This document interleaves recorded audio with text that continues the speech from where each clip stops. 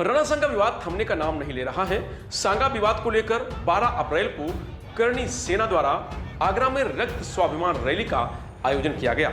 इस दौरान करणी सैनिकों ने समाजवादी पार्टी के राष्ट्रीय अध्यक्ष अखिलेश यादव को गोली मारने की धमकी दी। उसके बाद से सपाइयों को अखिलेश यादव के जान के खतरे की आशंका सता रही है। यही कारण है कि गृह मंत्री को पत्र लिखकर एनएसजी सुरक्षा की मांग की गई है। वहीं 19 अप्रैल को अखिलेश यादव के आगरा दौरे के दौरान करणी सेना क्या करेगी, इसको लेकर भी समाजवादी पार्टी सतर्क है। वहीं बंगाल के मुर्शिदाबाद हिंसा को लेकर ममता बनर्जी पर कुंडा के राजा रघुराज प्रताप सिंह उर्फ राजा भैया जमकर बरसे। यूपी डायरी में आज देखिए 3 बड़ी खबरें। नमस्कार, मैं रजनीश यादव, आप देख रहे हैं लोकमत हिंदी।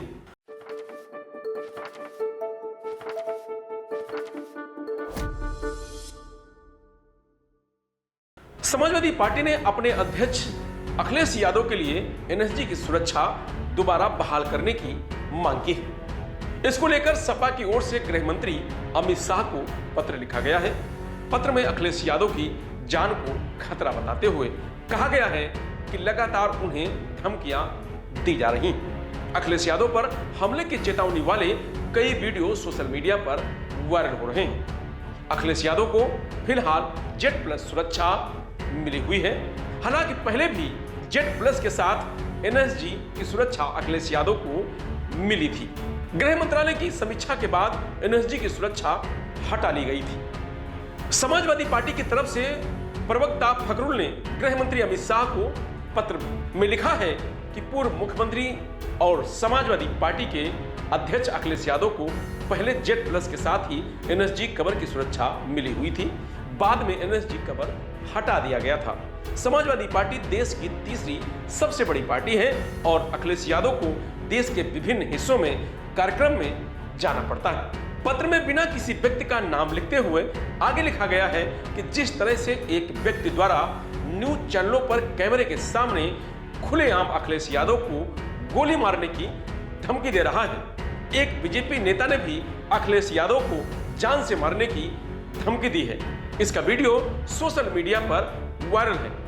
यूपी सरकार की तरफ से इन व्यक्तियों पर किसी भी तरह की कोई कार्रवाई नहीं की गई है।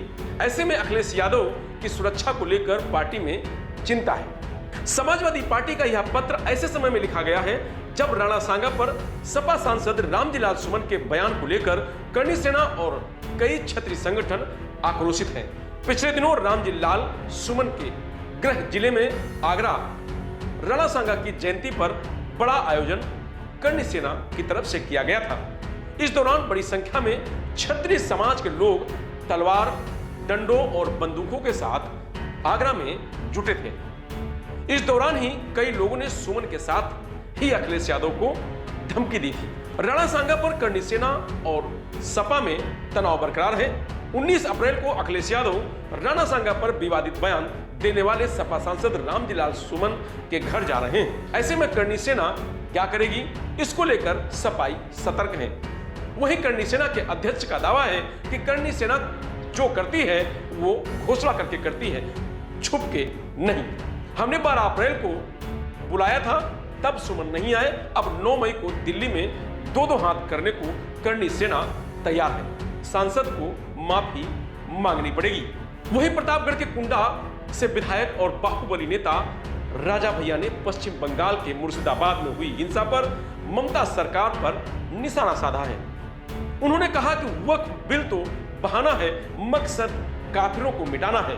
जनसत्ता दल लोकतांत्रिक के राष्ट्रीय अध्यक्ष राजा भैया ने एक्स पर एक लंबी पोस्ट लिखी है जिसमें उन्होंने रहीम दास के दोहे का जिक्र करते हुए मुर्शिदाबाद हिंसा की न केवल निंदा की बल्कि वक्फ कानून को लेकर भी गंभीर सवाल खड़े किए हैं। राजा भैया ने अपनी पोस्ट के साथ 2 तस्वीरें भी शेयर की हैं। पहली फोटो में रोती हुई बुजुर्ग महिला है जिसके पति और बेटे की हत्या कर दी गई है। दूसरी एक स्कूल की है जिसे शरणार्थी कैंप बनाया गया है। यहां हिंसा पीड़ित परिवार शरण लिए हुए हैं। यह सर्वविदित है कि बिल संसद में पास होने के बाद धरा का कानून बन जाता है। आज वक्फ के समर्थन और विरोध में देश के सारे राजनीतिक दल और विचारधाराएं 2 धड़ों में बटी हुई हैं। पक्ष हो या विपक्ष, इतना तो सभी मानेंगे कि पश्चिम बंगाल के मुर्शिदाबाद में जिन पिता पुत्र की निर्मम हत्या की गई है, जिनके घर दुकानें जलाई गई हैं, लूटी गई हैं, इतना ही नहीं, जिन असंख्य हिंदुओं को, औरतों व बच्चों की जान और अस्मिता बचाने के लिए अपना घर गांव छोड़कर पलायन करना पड़ रहा है, उनको वक्फ संशोधन बिल से कोई लेना देना नहीं। बिल पास होने में उनकी कोई भूमिका नहीं है।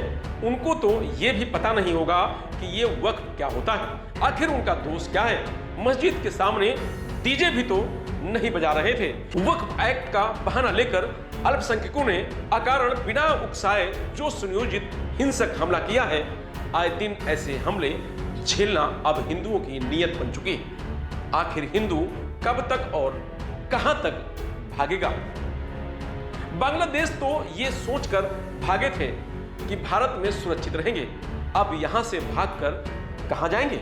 संसद से लेकर सड़कों तक आए दिन संविधान लहराने वालों को भी याद रखना चाहिए कि संविधान शिल्पी बाबा साहेब के संविधान में वक्फ नाम का शब्द कभी था ही नहीं, ना ही उनकी परिकल्पना में इसका कोई औचित्य था। हत्या, लूटपाट और बर्बरता काफिरों के साथ हो रही है।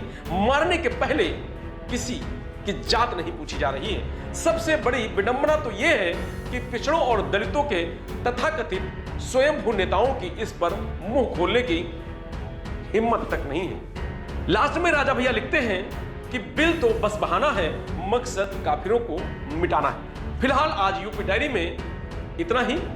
कल फिर मिलेंगे नई खबरों के साथ। नमस्कार, आप देखते रहिए लोकमत हिंदी।